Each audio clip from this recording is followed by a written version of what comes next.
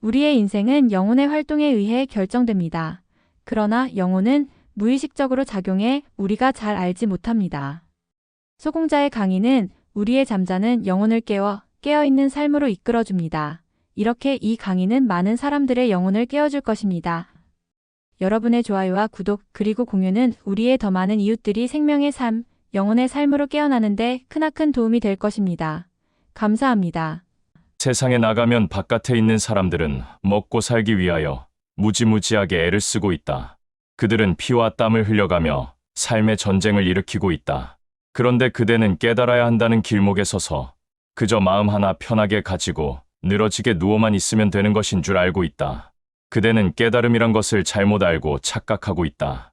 우리는 보통 표현상 깨닫게 되면 이 우주가 곧 너와 하나가 된다라고 말을 한다. 그리고 모든 세상을 누리면서 살 수 있다고 말한다. 그런데 그대는 그 말을 잘못 알아듣는다.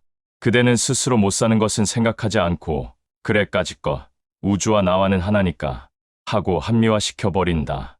또 마음이 넓어야 한다. 드넓은 자연이 곧 너의 마음과 하나가 되어야 한다. 하니까 그대는 아무것도 가진 것이 없이 괜히 저 풀밭에나 드러누워 있다.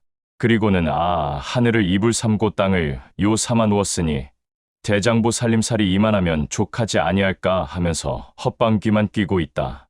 만약에 그대가 자동차를 한 대 샀다면 그대는 길이 깔려있는 한 어디든지 달려갈 수가 있다. 경부고속도로를 타고 대전을 거쳐서 어디를 거쳐서 부산에 이르기까지 그대는 마음 놓고 운전할 수가 있다.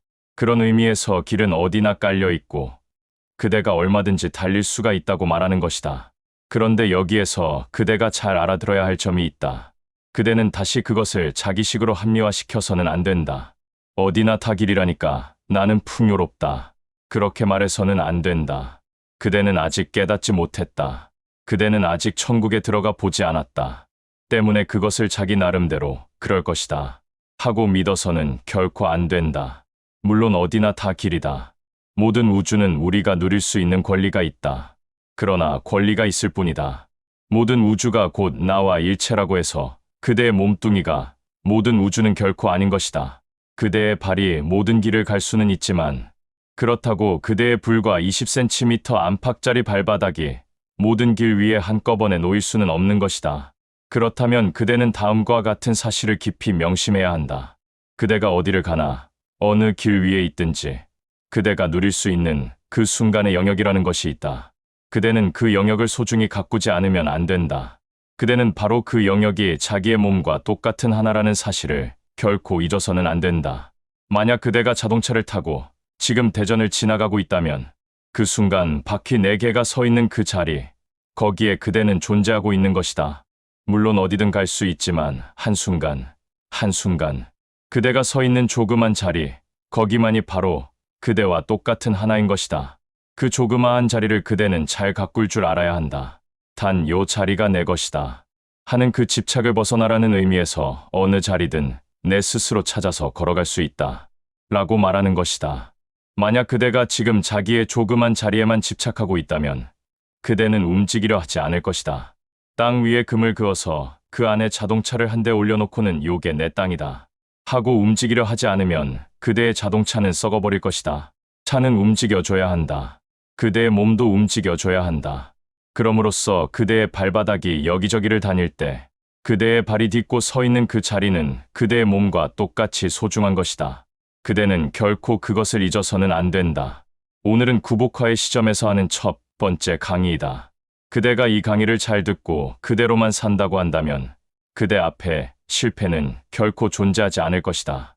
만약에 그대의 몸뚱이가 이 세상의 만물을 사용할 수 있고 가질 수 있는 하나의 항아리라고 한다면 그대가 잘 생각해야 할 것이 있다. 이 세상에는 항아리에 담을 수 있는 것들이 얼마든지 많이 있다. 그대는 항상 새롭게 많은 것을 항아리에 담을 수 있다. 그대가 항아리에 많은 것을 항상 새롭게 담아 사용하기 위해서는 그대는 먼저 그대의 항아리에 어딘가 구멍이 나 있지 않은지 면밀하게 살펴보아야만 한다. 구멍 난 항아리에 아무리 값진 포도주를 담아놓는다고 하더라도 포도주는 곧 없어져 버릴 것이다. 그래서는 안 된다. 그래서 나는 그대에게 말하고 있다. 너의 허점을 잘 관찰해라. 너의 잘못이 무엇인가를 면밀하게 항상 주의해서 잘 관찰해라. 그리해서 그 허점을 메우도록 해라. 그런데 그렇게 말했더니 또 어떤 사람들은 구멍 막는 데만 온 정신을 다 쓰고 있다. 그러면서 다른 부분까지도 더 구멍을 내고 있다. 그렇게 구멍에만 집착하고 담을 줄 모르면 그 항아리는 쓸모없는 항아리다. 그리고 또 어떤 사람은 자기가 지금까지 담아 먹던 것만을 계속해서 담으려고 한다. 간장만 담아왔던 사람은 계속해서 간장만 담으려고 한다. 그래서 또 나는 그런 사람에게 말하고 있다. 항아리란 간장만 담을 수 있는 것이 아니다. 주스도 담을 수 있고 콜라도 담을 수 있는 것이다. 항아리란 담을 수 있는 것이지 반드시 간장만 담으라는 것이 아니다. 너의 인생의 폭을 넓혀라. 그러면 그대는 또 이제는 구멍 난 것은 상관하지 않고 간장에서 콜라로, 콜라에서 주스로 하면서 주스 찾아 3만 리를 헤매고 있다. 그대가 운전면허증을 따서 한 2년 동안 운전을 해보게 되면 그대가 탄 자동차가 뒤에서 앞까지 그대의 몸뚱이와 똑같이 느껴지게 된다. 그리고 자동차 옆으로 뭐라도 하나 쓱 지나가게 되면 마치 면도날이 그대의 몸 위로 쓱 지나가는 듯한 느낌을 받게 된다. 바로 그렇게 자기가 탄 자동차의 영역이 그대의 몸과 같이 느껴지듯이 그대는 그대의 인생이라는 영역을 느끼면서 살지 않으면 안 된다. 그렇지 않으면 그대는 항상 삶에 있어서 분주하게 되고 어딘가 펑크가 나는 그런 실패를 저지르게 된다. 어떤 사람은 자기의 구멍 난 것을 골고루 막고 그리고 어느 정도 원하는 것이 차오게 되면 거기에 머무르려고 한다.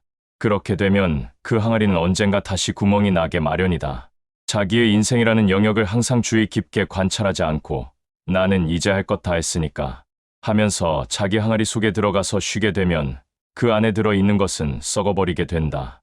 우리는 인생을 살아가면서 편안하게 쉬려는 것을 자꾸 찾아서는 안 된다. 인생에 있어서 편하게 쉴 곳이라고는 아무 곳도 없다. 바로 그렇게 분주하게 깨어서 사는 것. 그럼으로써 이것저것을 담고 구멍 난 것을 막고 하는 것이 인생이라는 것이다. 그렇게 그대가 기능화가 되었을 때 바로 그 기능화가 그대와 이 세상의 하나가 되는 충만을 가져다 주는 것이다. 충만이라는 것은 자기 항아리에 마시는 것이 조금 들어왔다고 항아리 한 구석에 틀어박혀서 아이고 좋구나 하고 앉아있는 것이 아니다. 그대가 그대의 항아리에 들어오고 나가고 어디 부서지고 하는 것들을 한눈에 바라볼 수 있는 눈을 갖췄을 때 그대는 우주의 메커니즘과 하나가 되는 충만을 맛보게 되는 것이다. 바로 그것이 진정한 충만인 것이다. 그때 그대의 항아리에는 신선한 것들이 항상 가득가득 채워질 것이다. 시편 119편이다. 복되어라. 그 행실 깨끗하고 야훼의 법을 따라 사는 사람 복되어라. 그 맺은 언약 잘 지키고 마음을 쏟아 그를 찾는 사람 나쁜 일 하지 아니하고 그의 길만 따라가는 사람. 당신은 계명들을 내리시고 온전히 그대로 살라 하셨으니 당신 뜻을 어기지 않고 꿋꿋하게 살도록 해주소서. 그 명령을 낱낱이 명심하면 부끄러운 일을 당하지 않으리라. 당신의 빠른 결정을 내가 배워서 진심으로 감사하오리다. 당신 뜻대로 힘써 살려 하오니 이 몸을 아주 버리지 마소서. 젊은이가 어떻게 하면 깨끗한 길을 가오리까? 당신께서 일러주신 말씀대로 살면 되오리다. 내가 마음을 다 쏟아 당신을 찾사오니 당신 명령을 떠나지 않게 하여 주소서. 당신께 죄를 범하지 아니하려고 주신 약속을 마음에 간직하였사옵니다. 야훼여, 찬송을 받으실 분이여, 당신 뜻을 가르쳐 주소서. 신이 내리신 모든 법규를 이 입술로 모두 되풀이했사옵니다. 어떤 부귀를 누리기보다도 당신의 언약을 지키는 것이 더 기뻤사옵니다. 당신의 계명을 되새기며 일러주신 길을 똑바로 걸으리이다. 당신의 말씀을 잊지 아니하리이다. 그대가 우주의 메커니즘과 하나가 되어 진정으로 잘 사는 삶을 얻기 위해서는 그대의 욕심의 세계를 먼저 버려야 한다. 우리는 보통 욕심하면 지금 내가 무엇을 가지고 싶어 하는 것, 그것만을 생각하고 있다. 그러나 그것이 욕심의 전부는 아니다. 어떤 부부가 있었다. 이 부부가 한때 생활이 좀 어려웠었다. 그래서 부인이 여러 가지 생각을 하다가 남편에게 이야기했다. 여보, 왜? 내가 뭘 좀 해보려고 하는데 어떻게 생각해요? 뭘 해보려고? 나는 음식에 조금 솜씨가 있으니까 식당 같은 것을 해보면 어떨까? 에이, 그건 안 돼. 식당을 하게 되면 술도 팔고 할 텐데 그것은 교육상 좋지 않아. 그러나 사실 남편이 속마음으로 생각하고 있는 이유는 그런 이유가 아니었다. 자기의 부인이 밖에 나가서 다른 사람의 눈길을 받는다는 것이 싫다고 하는 욕심에서 그렇게 말했던 것이다. 그렇게 그대가 나라고 여기고 있는 것으로부터 나온 모든 것은 다 욕심인 것이다. 돈은 결코 나쁜 것이 아니다. 돈이 감옥에 들어간 것을 나는 아직 보지 못했다. 사람이 감옥에 들어가는 것은 보았어도 돈이 감옥소 생활하는 것은 나는 아직 못 보았다. 단지 기간이 정해진 어음이라든가 부도 수표는 보았어도 집행유예 받은 돈도 본 적이 없다. 그렇다면 무엇을 하든 돈이 올 수 있도록 스스로 움직이는 것은 하나도 더러울 것이 없다. 훔치거나 강도짓 하는 것 말고는 잘못된 것이 없다. 옛날에 예수는 말했다. 장사꾼이 천국에 가기는 낙타가 바늘구멍에 지나가기보다 더 어렵다. 그러나 그것은 무의식적으로 욕심이 많은 자가 천국에 가기 어렵다는 이야기이지, 장사하는 자가 그렇다는 이야기는 아니다. 오히려 장사할 줄 모르는 자는 바늘길을 지나갈 줄 모르는 자이다. 장사를 기가 막히게 잘하는 자만이 바늘길 안으로 넘어갈 수 있는 자이다.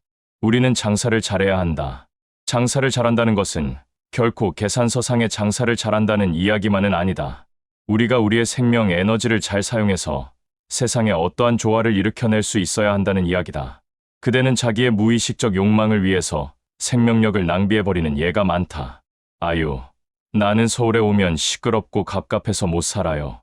시골 조용한 데 가서 가만히 물에다 발이나 담그면서 앉아 있는 것이 편하지 도시는 시끄러워서 못 살겠어요. 얼핏 듣기에는 그렇게 말하는 사람이 전원적이고 감성적인 사람 같지만 그 사람은 세상을 이겨낼 수 있는 능력이 그만큼 없는 사람이다. 그런 사람은 아버지가 물려준 돈 가지고 질질 까먹으면서 냇가에 발이나 담그고 있다가 거머리에게 물려서 피나 실컷 빨리고 살아야 할 사람이다. 복되어라. 그 행실 깨끗하고 야훼의 법을 따라 사는 사람. 복되어라. 우주의 메커니즘을 진정으로 터득하고 그 메커니즘을 자기의 생명력을 통해서 다시 세상에 펼쳐내는 사람. 복되어라. 맺은 언약 잘 지키고 마음을 쏟아 그를 찾는 사람. 복되어라. 그 메커니즘을 찾기 위하여 자기가 지금 누리고 싶은 무의식적인 욕망을 버리는 사람, 보시하는 사람. 나쁜 일 하지 아니하고 그의 길만 따라가는 사람. 자기의 욕망을 채우기 위해서 남에게 해를 입히는 파괴자가 아니고 우주의 메커니즘 속으로 만물을 끌어들이기 위해 노력하는 사람. 당신은 계명을 내리시고 완전히 그대로 살라 하셨으니 당신 뜻을 어기지 않고 꿋꿋하게 살도록 해주소서.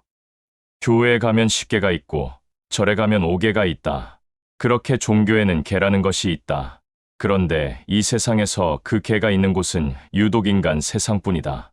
그것은 그만큼 인간의 세계가 약삭빠르고 물결에 잘 휩쓸려 떠내려간다는 것을 의미한다. 그래서 인간만이 원죄를 찾고 인간만이 절을 짓고 인간만이 밤하늘에 십자가를 매달아 놓고 있다. 그런데 왜 우리는 개를 지켜야 하는가? 개제란 그대가 물살에 떠내려가고 있다는 것을 일러주기 위해서 묶어두는 말뚝이다. 마치 소가 풀을 뜯어먹으러 절벽으로 가다가 떨어져 죽지 않도록 줄을 매달아 놓은 말뚝과 같은 것이다. 그렇게 역대의 성자들은 그대가 자기의 욕망을 따라가다가 외부의 침해를 당하지 않도록 계제를 내렸던 것이다. 그러나 오늘날 나는 계를 내리지 않고 훈을 내렸다. 왜냐하면 계를 내리게 되면 꼭 그렇게 해야 한다라는 강박관념에 다시 빠지기 때문이다. 불안은 스스로 막아야 한다. 스스로 자신을 속이지 말라. 자신만을 위한 행위는 일으키지 말라. 이것이 우리의 훈이다. 그대가 그것을 잘 지켰을 때 그대는 항상 충만한 생명 에너지 속에서 복을 누리게 될 것이다. 온전히 그대로 살라 하셨으니 당신의 뜻을 어기지 않고 꿋꿋하게 살도록 해주소서. 그 명령을 낱낱이 명심하면 부끄러운 일을 당하지 않으리다. 당신의 빠른 결정을 내가 배워서 진심으로 감사하오리다. 당신 뜻대로 힘써 살려하오니 이 몸을 아주 버리지 마소서. 젊은이가 어떻게 하면 깨끗한 길을 가오리까? 당신께서 일러주신 말씀대로 살면 되오리다. 내가 마음을 다 쏟아 당신을 찾사오니 당신 명령을 떠나지 않게 하여 주소서. 당신께 죄를 범하지 아니하려고 주신 약속을 마음에 간직하였사옵니다. 그대가 이제 자기의 항아리에 어느 부분이 구멍 났는지 잘 보고 항상 뚜껑을 열어놓으라는 나의 말을 잘 간직하면 틀림없이 부귀를 누리게 될 것이다. 또한 그대가 그렇게 깨어서 항상 자기 자신의 인생이라는 영역을 잘 가꿀 수 있을 때 그대는 충만이라는 상태를 실감하게 될 것이다. 그러나 바로 그때 그대는 조심해야 한다. 그대가 외면적으로는 부귀를 누리고 내면적으로는 충만을 누리게 되었을 때 그대는 충만을 택해야 한다. 자칫 잘못해서 부귀에 자기를 빼앗기게 되면 그대는 항아리 한 구석에 처박혀서 곪는 현상을 일으키게 된다. 충만을 터득한 이상 그대는 어디를 가든지 부귀를 누릴 수 있다. 그 충만이라는 것은 플러스적인 에너지와 마이너스적인 에너지가 똑같은 힘을 가지고 만난 상태이다. 바로 그것이 에너지가 강한 힘으로 회오리를 칠 수 있고 이 세상의 모든 것을 흡수해낼 수 있는 능력이다. 야훼여, 찬송을 받으실 분이여. 당신의 뜻을 가르쳐 주소서. 신이 내리신 모든 법규를 이 입술로 모두 되풀이했사옵니다. 어떤 부귀를 누리기보다도 당신의 언약을 지키는 것이 더 기뻤사옵니다. 그대가 그렇게 노력하다 보면 처음에는 그대의 관념이 그 길을 회방하게 될 것이다. 아, 이래가지고 내가 어떻게 잘못되는 것이 아닐까. 그러나 그것은 그대의 관념이 일으키는 환영이다. 그런 것에 속지 말고 꾸준히 해나가다 보면 그대는 반드시 충만에 도달할 것이다. 계명을 지키기 위해서 자신의 모든 무의식적인 욕망과 관념들을 과감히 희생했을 때 그대는 누구도 빼앗아갈 수 없는 부의 원천을 차지하게 될 것이다. 그러나 중도에 좀 힘이 든다고 이제 영순이 손목이나 붙잡고 어디 좀 편안하게 있어 보자 하게 되면 그대는 결코 충만과 풍요를 얻지 못하게 될 것이다. 처음에는 한동안 편안할 것 같지만 얼마 지나지 않으면 곧 갑갑증이 일어나게 될 것이다. 그런 편안은 편안이 아니라는 것을 결코 잊어서는 안 된다. 그대의 삶에 에너지가 흐르고 있는 그 흐름을 거슬러 올라간 원천, 그곳이 가장 온전한 충만이고 평안이다. 그대는 거기에서 우주와 하나가 되는 터널을 발견하게 될 것이다. 그것이 바로 성령이 충만하다 라는 이야기다. 편안을 찾지 말고 생명 에너지의 원천으로 거슬러 올라가서 그 충만을 마음껏 쓰도록 하라. 다음 영상에서 계속됩니다.